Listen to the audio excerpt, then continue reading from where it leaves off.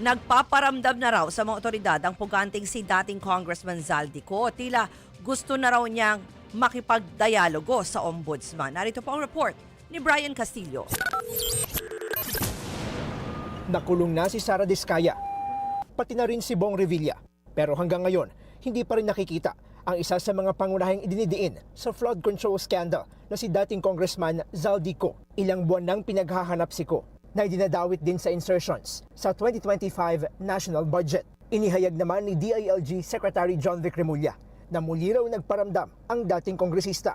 Nagpadala raw ng filler si Ko sa isang grupo ng mga pari para ihayag ang kagustuhan nitong makipagdialogo. Ayon pa sa kalihim, nakarating na rin ito sa kanyang kapatid na si Ombudsman Boying Remulla. Not exactly, parang nagpapakonect na gustong ng dialogue sa amin. So, pero of course that's not verified. Parang nagsabi pa lang, sinabi ng kaibigan na pinaparating. Handa naman daw si Remulla na makipag-usap sa kampo ni Ko. Pero sabi ni Remulla, patuloy pa rin niyang biniberipika ang sinasabing pagpaparamdam, lalo't pinagpasapasahan na ang mensahe. Alam ko lang may nagre-reach out. So no exact personalities, wala akong pangalan. Siyempre we take them seriously.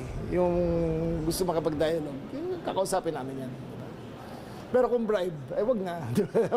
wag na kami kausapin.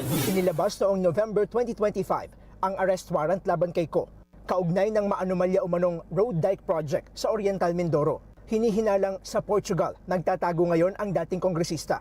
Suspetsya kasi ng DILG, may hawak na Portuguese passport si Ko. Aminado si Secretary Remulla, hindi magiging madali ang pagpapauwi kay Ko, lalo't wala ring extradition treaty sa pagitan ng Portugal at Pilipinas. Pag before the issuance of the passport, pwede siya i-deport. Kung nasa kanya na yung passport, then he committed the crime. Then he has to be tried there. Criminal mind talaga. May escape route kaagad eh. Diba? Ang galing na escape route niya. Maaga pa lang Feb. 1 year na siya. Nasa na 1 year na siya abroad. Hindi nakauwi dito. Ayon naman kay Justice Secretary Frederick Vida, wala pa siyang nababalitaan sa umunoy paramdam ni Zaldico.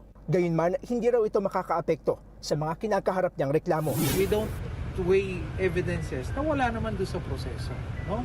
So, pag sinabi mo lang feelers, paano makaka-apekto yon, di ba?